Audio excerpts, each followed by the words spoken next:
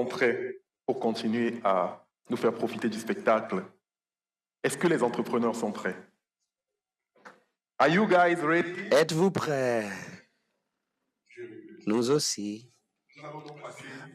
À la catégorie de pitch du secteur aquaculture. Mais avant, je vais inviter ici les membres du jury qui seront chargés d'évaluer les entrepreneurs. Ils sont 3 et j'invite donc immédiatement sur la scène Enos Masinde Weswa from Kenya Tech Hub. Good. I also invite Ensuite, sur scène, Kali Enov. Bienvenue, madame. Et Dr Milka Nyaberi, PDG de l'industrie kenyane de la pêche. Kenya Fishing Industries, c'est une entreprise étatique.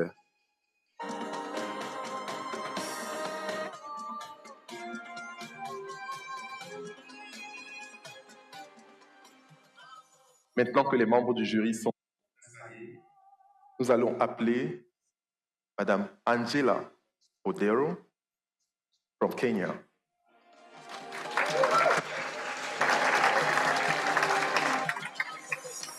Vous avez 4 minutes.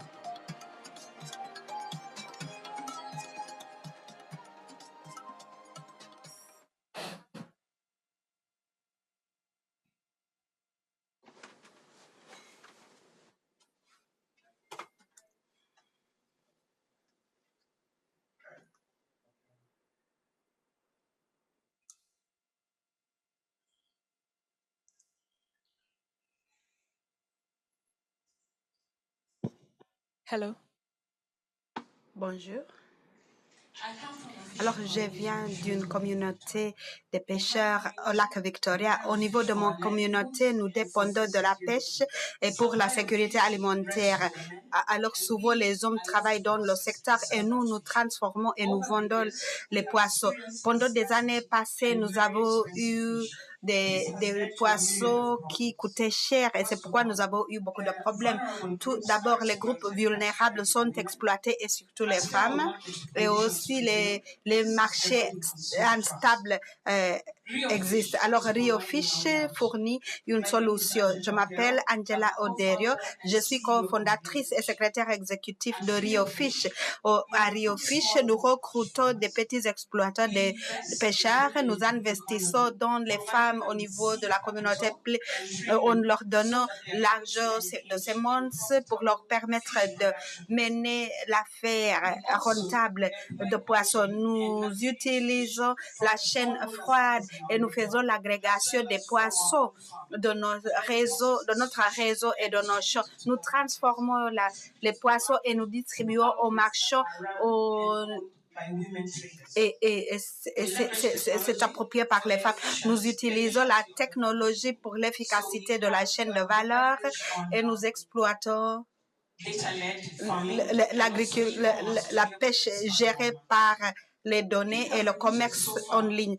Alors, nous avons recruté 50 groupes de femmes et nous avons soutenu 600 femmes dans la pêche rentable. Le mois passé, on a eu 30 femmes de notre premier groupe qui ont produit 7 tonnes de tilapia. Et nous employons 40 personnes et 24 sont les femmes et la majorité dans les postes de gestion. Dans notre réseau, nous avons produit tilapia dans un taux bas de 1,3 si vous comparez 8 de bœuf. Et nous, l'année passée, nous avons pu mobiliser le revenu de 800 000 dollars. Et pour la rentabilité, c'est clair, notre voie. Nous ouvrons d'autres points de vente et nous ajoutons d'autres produits avec valeur ajoutée. Et avec cela, nous ciblons le marché international et nous recrutons des personnes sur le haut commerce. Alors, nous mettons sur place les centres d'excellence dans les chaînes et nous avons investi dans les verres et pour la protéine de nos alimentations. Au niveau de Rio Fish, moi, je gère une équipe d'experts qui sont expérimentés dans le secteur d'aquaculture, dans le développement d'affaires et aussi dans la stratégie. Moi-même, j'ai eu plus de 20 ans d'expérience dans la finance. Alors jusqu'ici, nous avons mobilisé 1,5 million de dollars et aujourd'hui, nous voudrions mobiliser 1,5 million de dollars et avec ce montant, nous serons capables d'accroître notre productivité et en effet, nous allons doubler notre production et également, nous allons épanouir notre chaîne froide pour réduire les pertes post-récolte et surtout au niveau des petits exploitants. Et en même temps, nous allons accroître des produits avec valeur ajoutée dans le marché et c'est pourquoi nous allons gagner plus. Nous allons employer également 40 personnes et nous allons nous focaliser sur les femmes qui sont sous-servies. Et je suis ravie de dire que notre gestionnaire, notre spécialiste et aussi les leaders, la plupart de nos leaders sont les femmes. Alors, si vous verrez et si vous voulez faire l'innovation et être habilité et être innovant, vous pouvez nous joindre. Merci.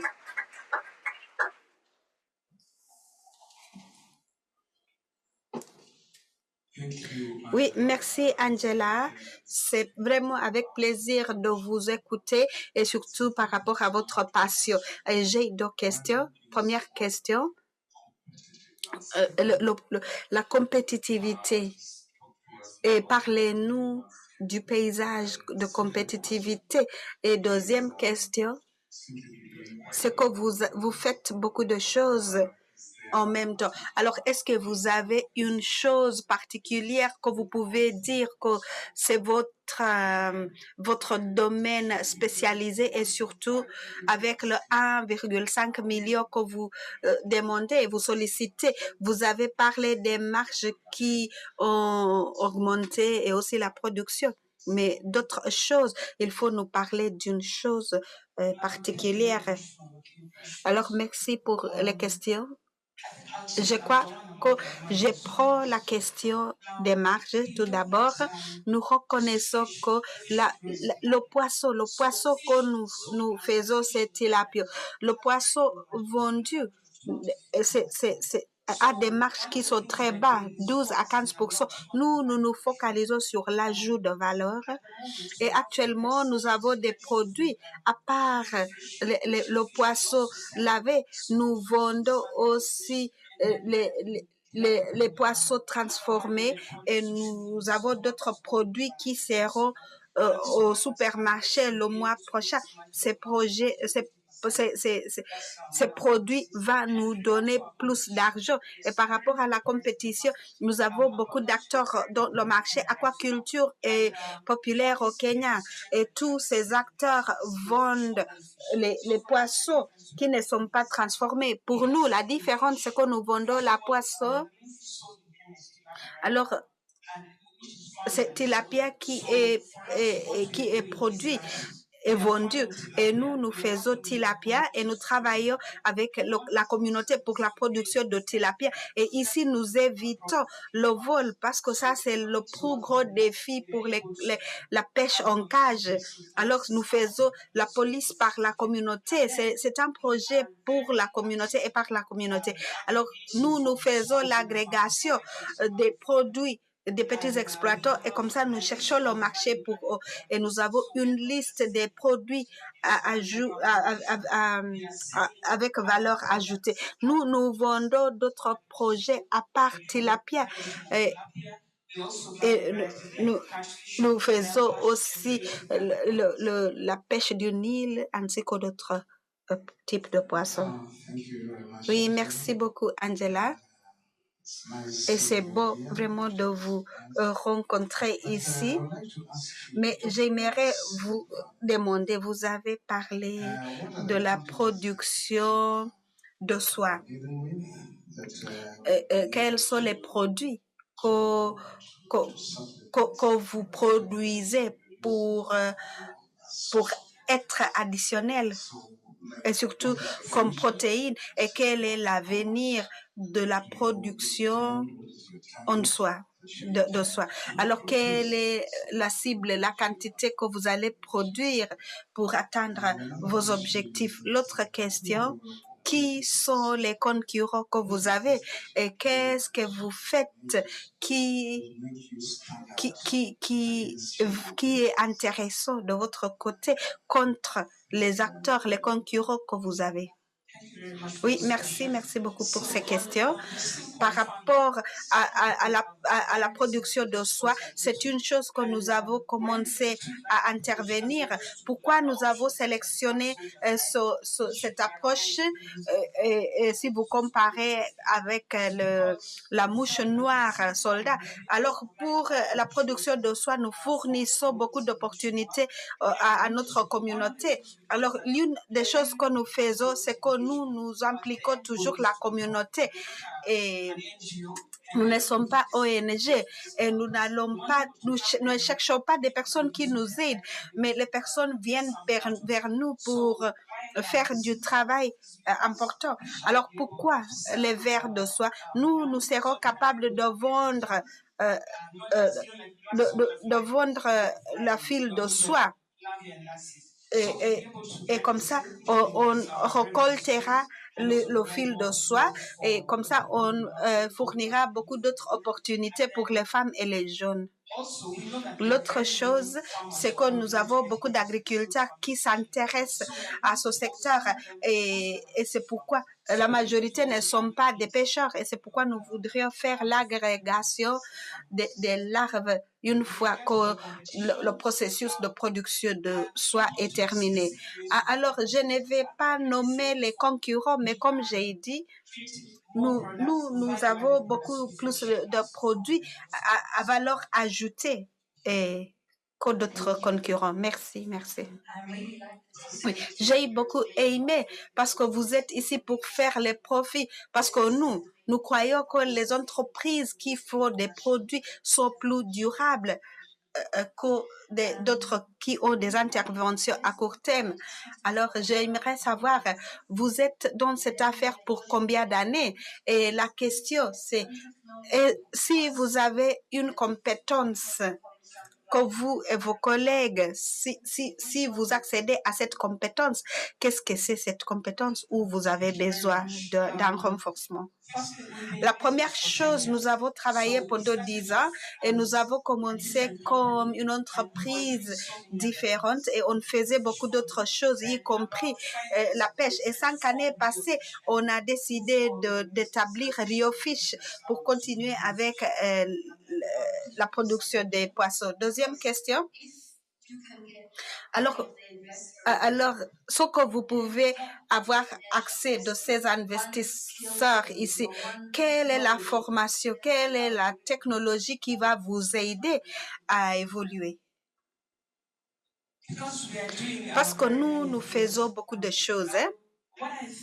Ce dont j'ai besoin pour changer. Et aujourd'hui, ce qui va nous aider à avancer, c'est les logistiques efficaces. S'il faut mobiliser le financement, les logistiques vont nous aider à mettre à l'échelle notre affaire. Oui, merci beaucoup. Merci beaucoup, Angela. Nous vous apprécions. Vous avez respecté le temps qu'on vous a donné.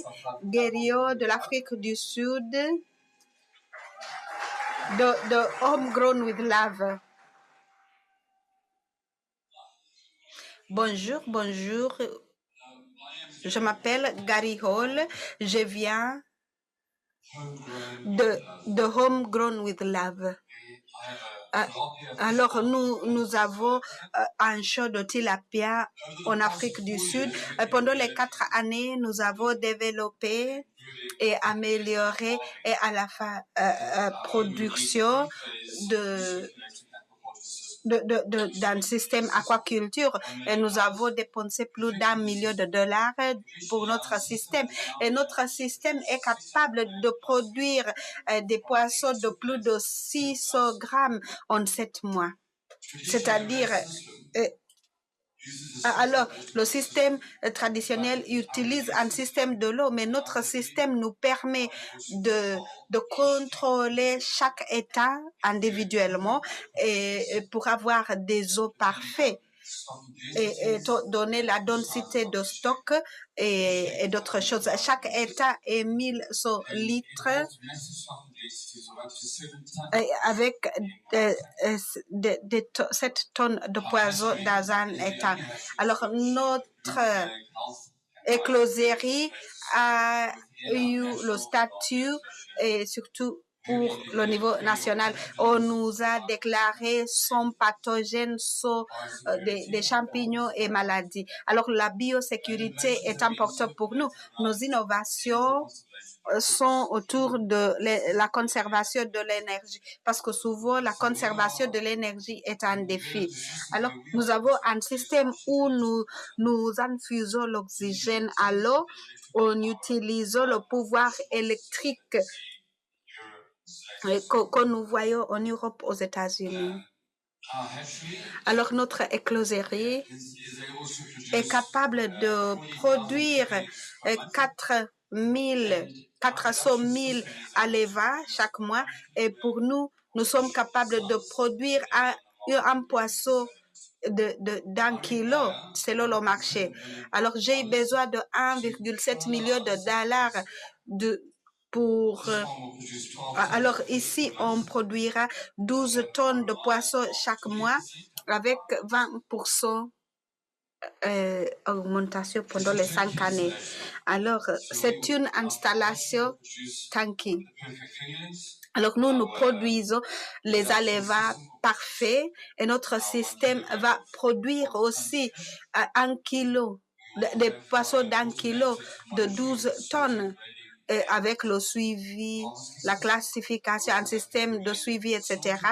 Nous avons un abattoir aussi et une infrastructure de transformation qui produit des produits différents et qui pourraient être vendus au niveau local en utilisant les initiatives du gouvernement créées. Et puis, on va aussi faire un poisson. Alors, il y a aussi des eaux usées traitées. Et puis, il y aura des poissons congelés, la réfrigération. Alors, un système durable sont nécessaires en Afrique.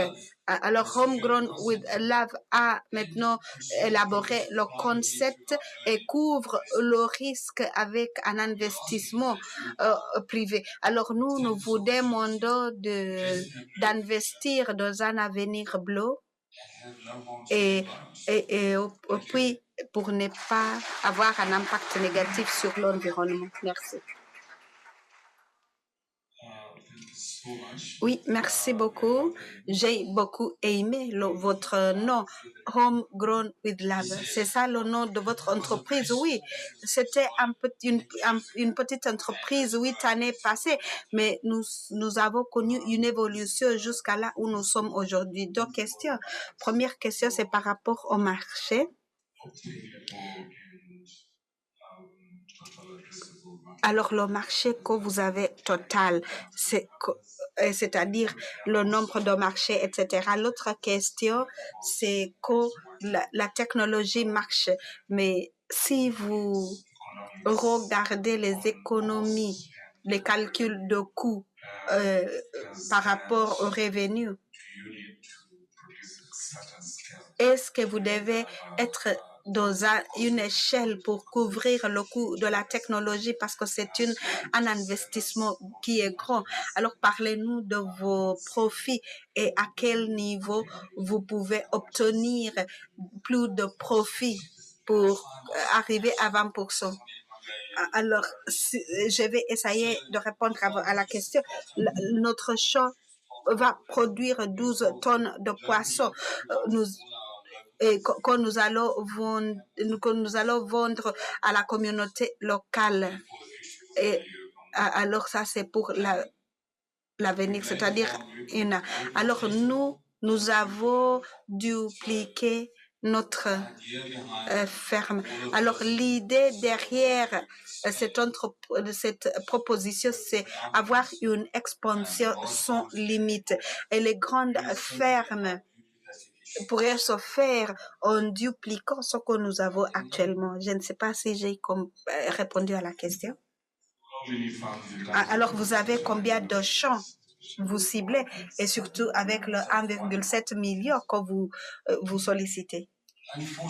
Malheureusement, ce que nous avons en Afrique du Sud, alors 50% de cet investissement couvre l'infrastructure. Donc 50% c'est pour la production des poissons et nous avons besoin de l'énergie verte qui est durable que nous n'avons pas et nous n'avons pas aussi une unité de transformation que nous pouvons utiliser avec ce volume de poissons. Alors l'infrastructure est toujours la priorité de cet investissement. Oui, merci Jerry. Merci pour votre explication et la technologie est bonne. L'autre chose que j'aimerais savoir, quel est l'impact au niveau de la communauté, ce que votre organisation, votre entreprise fait. Comment cela a un impact sur la communauté en ce qui concerne les emplois. Et la deuxième chose,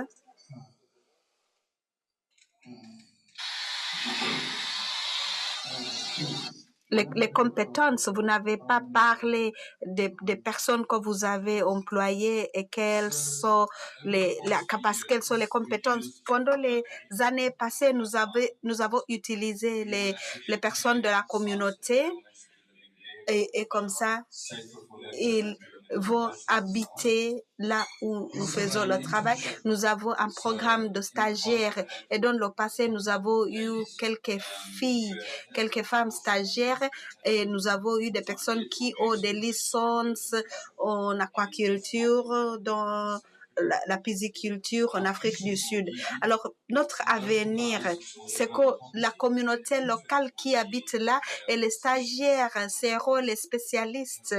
Et nous avons très peu d'experts des champs d'aquaculture qui sont réussis en Afrique du Sud. Alors, il y a beaucoup de personnes qui étudient, qui ont des licences, mais qui n'ont pas de travail. L'idée, c'est que nous serons capables d'avoir un impact sur ces personnes en leur fournissant une formation réelle avec l'expérience.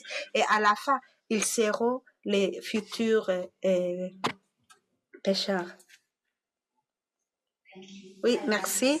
J'ai beaucoup aimé que vous avez tenu en compte tous ces aspects de durabilité, la conservation de l'énergie, la gestion des déchets et la production des poissons.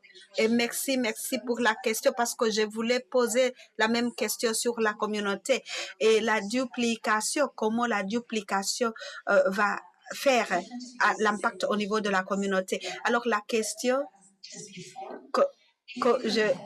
si vous avez une technologie pour une communauté, qu'est-ce que vous avez besoin? Vous avez besoin de quoi? Alors, j'ai oublié parce que alors, l'Afrique du Sud, nous avons des champs échoués et c'est notre troisième champ. Les premières champs, on a utilisé les méthodes traditionnelles et on a échoué. Et alors, c'est pourquoi nous avons décidé comment avoir un système qui est autonome, que nous pouvons travailler. Ce n'est pas quelque chose que nous avons acheter. La technologie, c'est l'innovation que nous avons développée à notre niveau et nous avons perfectionné cela. Et comme ça, on doit toujours continuer à améliorer le système. Mais le besoin dont on a besoin, c'est... Oui, merci beaucoup. Oui, merci beaucoup. J'ai beaucoup aimé ces histoires. Alors, les histoires de poissons, on pourrait discuter jusqu'à la fin de la journée. Mais on invite notre prochain intervenant, Rio Jana de la Nabini. Vous avez la parole.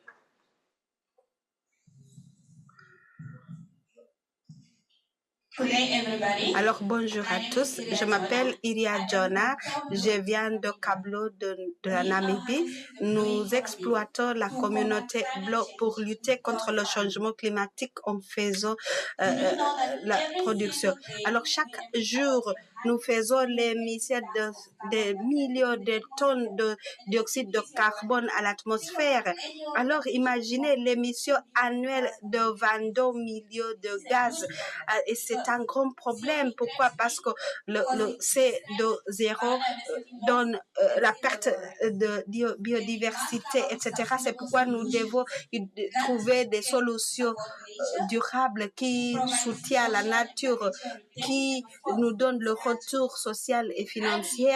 Et je crois qu'à Kelp Blo, nous faisons ce travail. Nous produisons l'algue à échelle comme solution.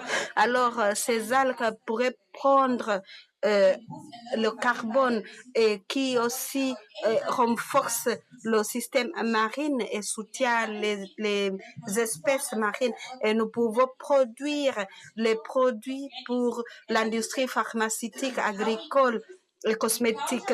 Alors, nous faisons le travail au niveau laboratoire et puis nous les mettons à l'océan. Et comme ça, on voit cela produire au niveau vertical. Alors, une fois que c'est mûr, nous récoltons les 10. Alors, avec le biomasse, nous produisons un stimulant biomasse, comme vous le voyez, et cela est utilisé dans l'agriculture pour les aider à améliorer leur rendement et aller vers l'agriculture régénérative. Aujourd'hui, après 3 ans, nous avons eu des preuves de notre projet pilote avec 27 millions de dollars et nous avons plus de 80 employés en Namibie et nous avons installé des champs de 34 et nous avons reçu notre licence de 6400 hectares.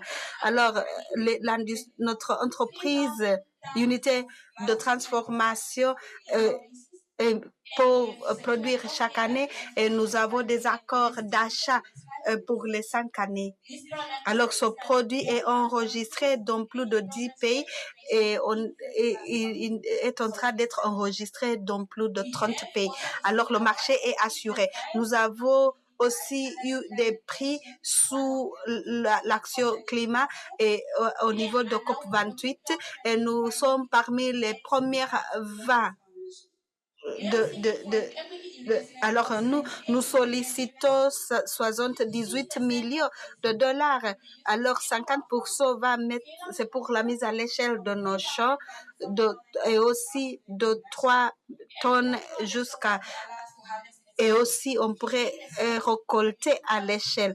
15% la recherche et développement pour les nouveaux produits et le 28% c'est pour les médicaments, les opérations et aussi là où nous serons rentables en 2026 avec un profit de 39 millions de dollars. Et d'ici 2030, c'est 650 millions de dollars.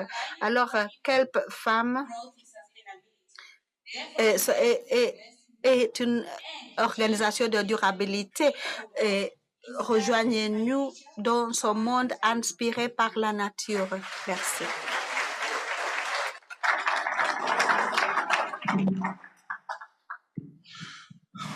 Thank you so much.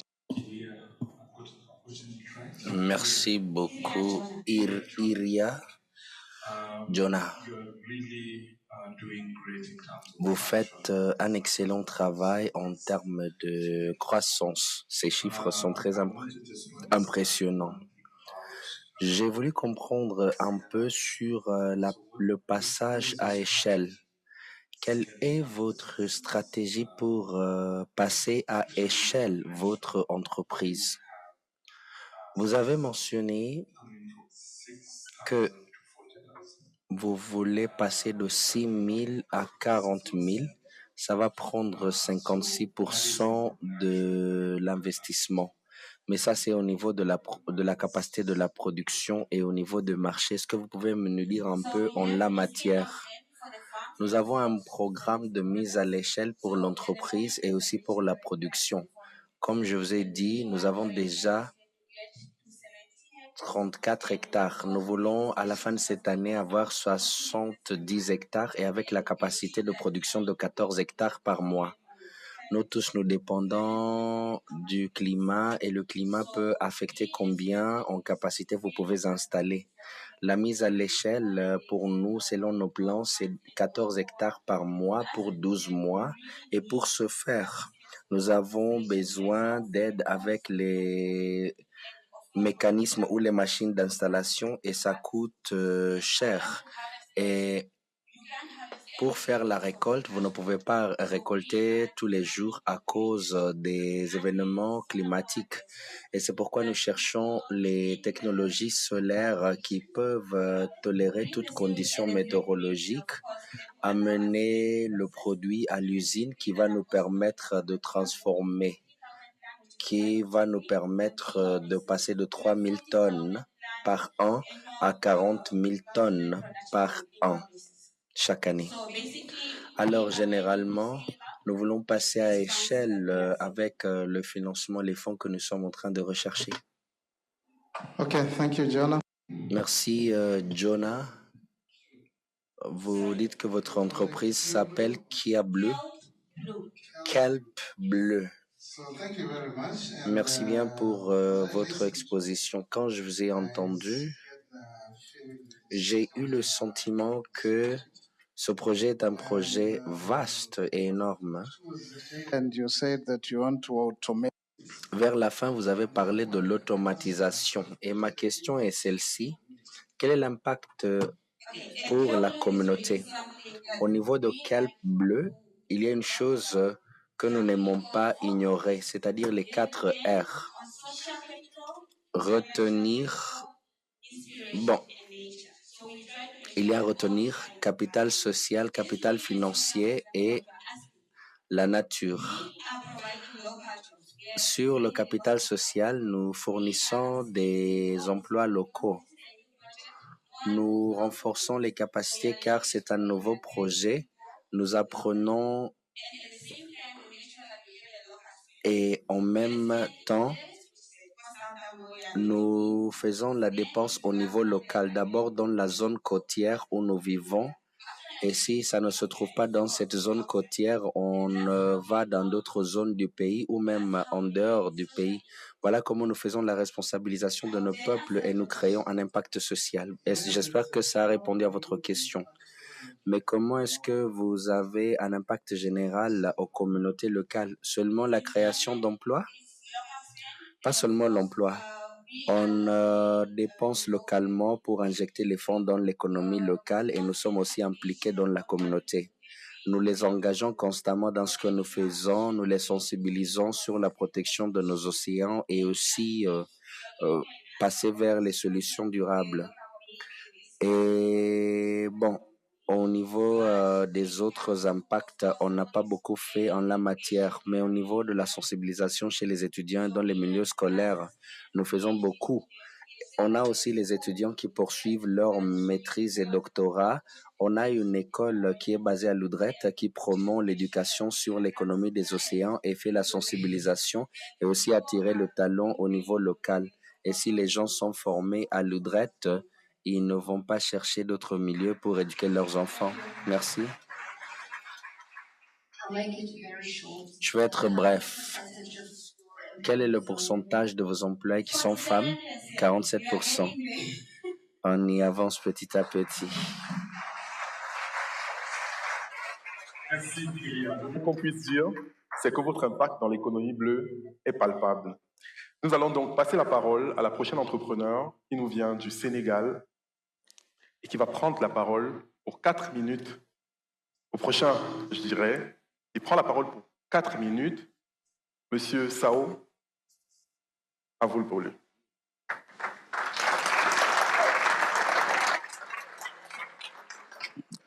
Mesdames et messieurs, bonjour. Aujourd'hui, nous assistons à... c'est un cri d'alarme, en fait. Je ne dirais même pas que c'est un pitch, c'est un cri d'alarme. Les populations augmentent et les ressources diminuent, surtout les ressources halieutiques. Nous sommes une tierce partie concernée par cette situation, étant un opérateur économique dans la production, dans le secteur de l'aquaculture. Nous voulons aider donc à reproduire la mer. Autrement dit, donc nous implantons une ferme marine dans une aire marine protégée. Qu'est-ce que ça veut dire? Aujourd'hui, le rapport, ou plutôt le dernier rapport de la FAO, montre que toutes les régions du monde, à l'exception de l'Afrique, montrent une croissance continue donc, de l'aquaculture, sauf en Afrique. D'où la nécessité, évidemment, donc, de développer le secteur. Nous ne réinventons pas la roue. Tout ce que nous faisons, c'est d'introduire de nouvelles pratiques, donc de nouvelles pratiques de pêche en aquaculture. Notre méthode, c'est l'aquaculture multitrophique intégrée. Cette méthode a l'avantage donc de combiner la coproduction de toutes les espèces marines. Et pour ce faire, le facteur innovant de notre projet est la création de récifs artificiels vivants à base de coquilles qui sont à perte de vue dans toutes les côtes sénégalaises. Donc, c'est des sacs autour de 3 km de mer. Donc, nous y implantons des sacs. Et ces sacs à base de coquilles, ces récifs artificiels sont colonisés au bout de quelques mois par les algues qui vont servir de support de pointe donc à l'habitat du poisson, à l'habitat donc de toutes les autres espèces qui vont venir s'y greffer. L'avantage donc de cette méthode, c'est la coproduction et de toutes les espèces, donc que ce soit les langoustes, les mollusques, les poissons et tout, qui se reproduisent.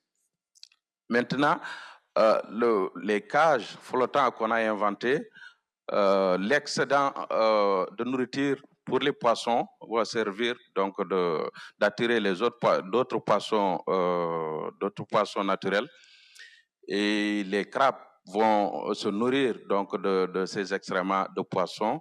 Les langoustes vont libérer des œufs pour nourrir d'autres espèces. Les algues vont filtrer l'eau et produire de l'engrais organique pour de l'aviculture et pour des agriculteurs, etc. Pour réaliser ce projet, donc, nous avons une équipe donc, qui capitalise plus de 40 ans d'expérience dans l'aquaculture, dans le développement export donc, de la mer et aussi dans la gestion et administration des entreprises. Les ressources matérielles que nous avons une étude d'impact environnemental, social, public, décernée et par les fédérations de pêcheurs et par le gouvernement. Donc, une concession aussi donc, de 1200 hectares de mer que nous avons, donc c'est 12 km carrés de mer que nous possédons et dans laquelle nous allons implanter cette ferme-là au sein d'une aire marine protégée. C'est la seule étude d'impact environnemental qui existe dans tout le pays et pour une entreprise. Donc, nous avons autorisation à pratiquer cette nouvelle forme de pêche plutôt dans l'aire marine protégée. Merci.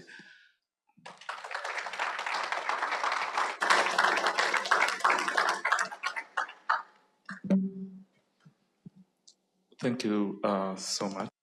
Merci beaucoup, Merci, monsieur. Alors, ma question pour vous. Clairement, vous êtes à l'étape initiale de votre projet. À quel niveau êtes-vous dans votre start-up actuellement? Ce n'est pas une start-up, c'est une entreprise en développement. Le CRAMS, la société donc CRAMS, comptoir de recherche aquacole et mythilicole du Sénégal, existe depuis 2010. Nous avons déjà produit plus de 10 millions d'alevins tous les ans. C'est ce qu'on fait.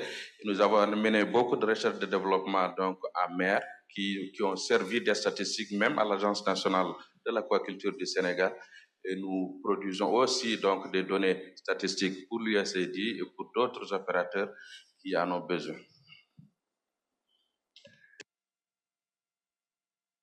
D'accord.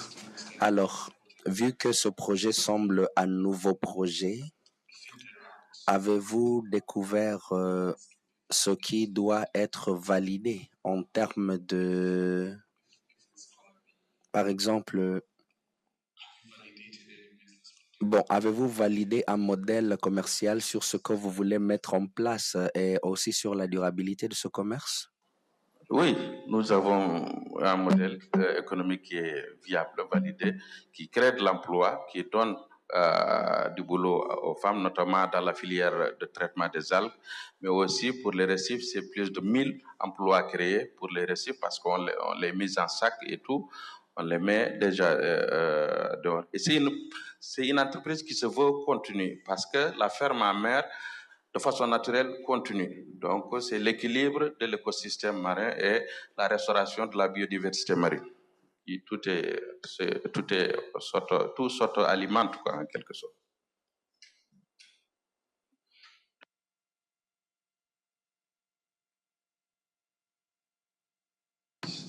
Merci beaucoup, monsieur. Quel est votre taux d'adoption du marché? Quelle est votre part du marché? Et puis deux, quelle est la nature de la composition de l'équipe actuelle?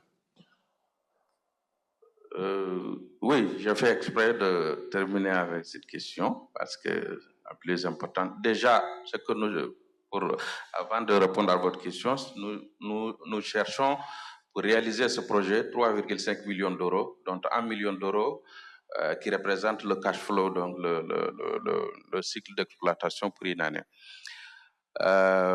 Pour revenir à votre question, nous ciblons toute l'Afrique de l'Ouest. De toute façon, nous servons déjà l'Afrique de l'Ouest, notamment la Gambie, la Mauritanie et tout, que nous fournissons des alevins, que nous fournissons d'autres produits donc de la mer et tout.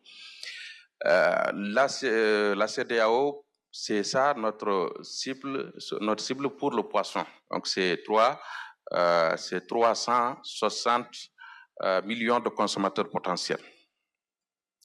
Et puis les langoustes, les calamars, les crevettes, c'est pour le marché européen que nous avons déjà des contacts.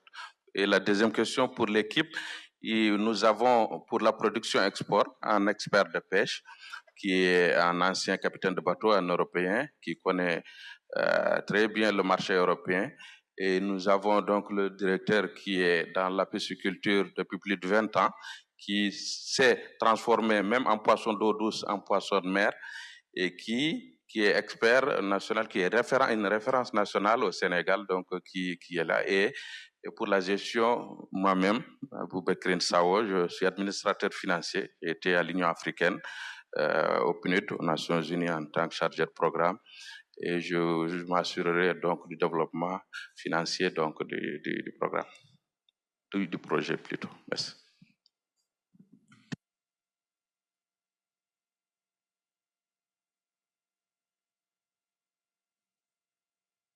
Merci bien.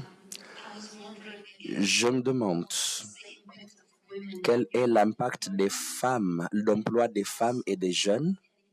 Et deux, est-ce qu'il y a un autre appui à part l'appui financier en termes de compétences ou de technologie? Et si oui, quel serait cet appui? Oui, l'impact des femmes est considérable. D'abord, au niveau de la filière des algues, pour le ramassage des algues, le traitement, toute la filière peut employer des femmes et des filles. Pour ce qui concerne la deuxième création d'emplois est liée à la reconversion des pêcheurs, donc avec leur expérience et tout. En ce qui nous concerne, nous, c'est voilà, donc c'est l'écologie, l'innovation qui assure le développement économique de ces populations. Nous sommes décidés à être les chevaliers de ces populations contre les ténèbres qu'on appelle la malnutrition, l'insécurité alimentaire et tout.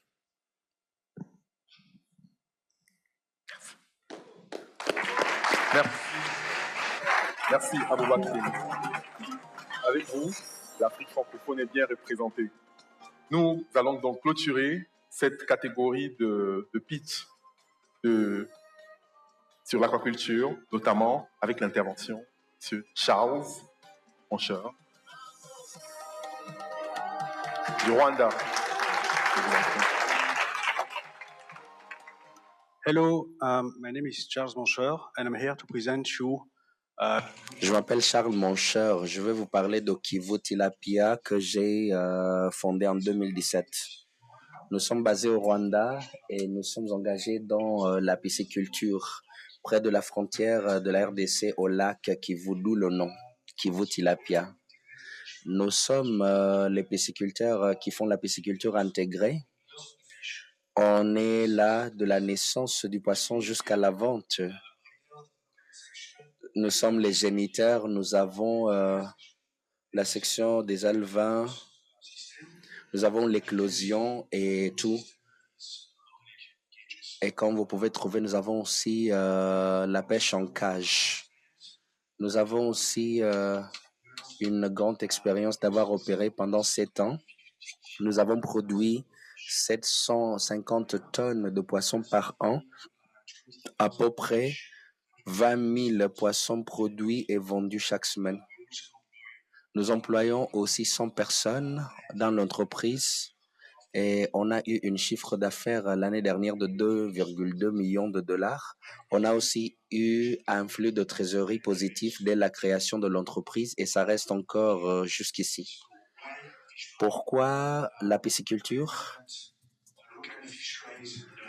La pêche locale de la région ne suffit pas pour satisfaire la demande. Il y a eu un développement de la pisciculture au fil des années pour combler cette lacune. Mais si vous regardez la croissance démographique, si vous regardez les personnes qui voudraient manger en bonne santé, qui choisissent le poisson et non la viande rouge, il y a une demande croissante qui nous conduit à vouloir développer, de pouvoir vendre plus de 750 tonnes à 1600 tonnes par an. Pourquoi ce chiffre? Parce que c'est ce que nous avons établi à travers notre recherche sur le marché, c'est ce que le marché peut accepter sans problème et sans aussi casser le prix de vente. Et ce chiffre, c'est aussi la capacité de production maximale que nous pouvons produire avec la structure existante au niveau de l'éclosion et au niveau de notre structure. L'idée, c'est d'augmenter les ventes sans toutefois augmenter le coût fixe de vente. Cet élargissement pourrait rendre notre commerce d'être beaucoup plus robuste. Et je voudrais mentionner pourquoi notre entreprise est spéciale. D'abord, c'est notre modèle économique. Nous traitons avec les commerçants locaux. Nous ne faisons pas la distribution nous-mêmes. Nous sommes intégrés, mais jusqu'au niveau de la production.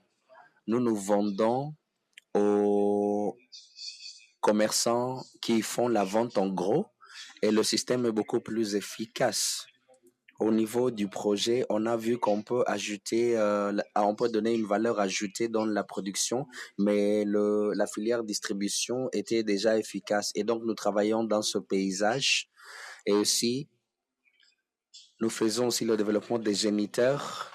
Nous avons développé nos propres géniteurs depuis 12 ans avec nos entreprises précédentes. Et nous avons vendu plus de 1 million de poissons.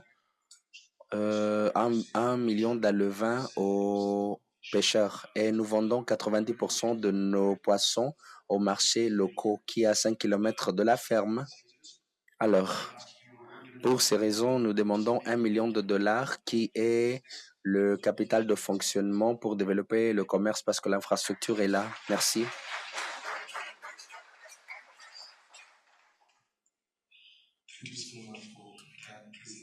Merci beaucoup pour votre présentation. J'ai voulu demander, vous avez demandé que vous demandez 1 million, pas 100 millions, 1 million de dollars.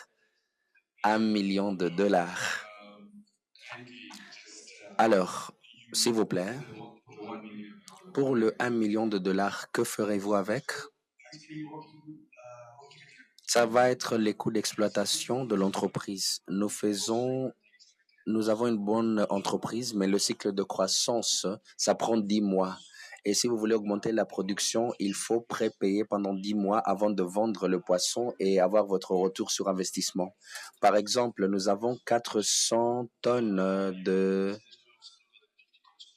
Nous avons 400 sur les 750 tonnes et nous devons faire le prépaiement. C'est pourquoi nous avons besoin de ces frais d'exploitation actuellement pour nous aider. Merci beaucoup, Charles. Quel est l'impact que vous avez au niveau de la communauté qui vous entoure? Tout d'abord, nous employons les gens à temps plein, ce qui est une bonne chose sur cette région. Le deuxième impact, c'est le fait que nous ne faisons pas la distribution par nous-mêmes. Nous utilisons les grossistes qui sont au niveau local. Nous avons les grossistes qui ont un modèle économique 3 fois par semaine. Ils achètent de notre part et ils font la vente locale. Pour moi, la création des emplois et le fait que nous utilisons les distributeurs locaux, c'est le plus grand impact. Merci bien. Combien de personnes avez-vous employées? Quelle est la taille de votre entreprise et combien sont femmes? Nous avons 100 personnes qui sont employées par notre entreprise, dont 27 sont les femmes, qui sont dans la section de la production des alevins et la zone production. Il faut avoir les aliments pour poissons dans les cages, dans les étangs. Et là où il y a les travaux physiques, c'est là où les hommes sont beaucoup plus imprégnés et impliqués. Voilà.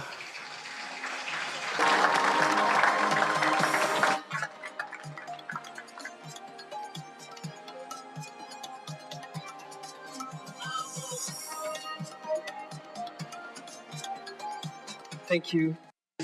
Merci beaucoup à tous les entrepreneurs qui sont venus. Merci, chers membres du jury, pour cette session élégante. Avant de procéder, j'ai une annonce. Je voudrais signaler la présence du gouverneur de la zone de Tanariva, Dado Godana. Dado Godana, merci de votre présence. Nous apprécions votre participation.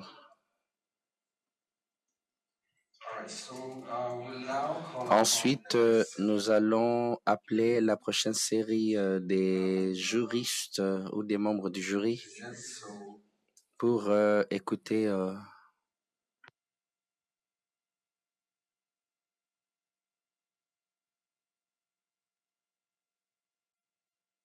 Au fait, merci pour la correction. En fait, j'ai constaté, quand vous avez le gilet comme le mien, vous n'avez pas faim.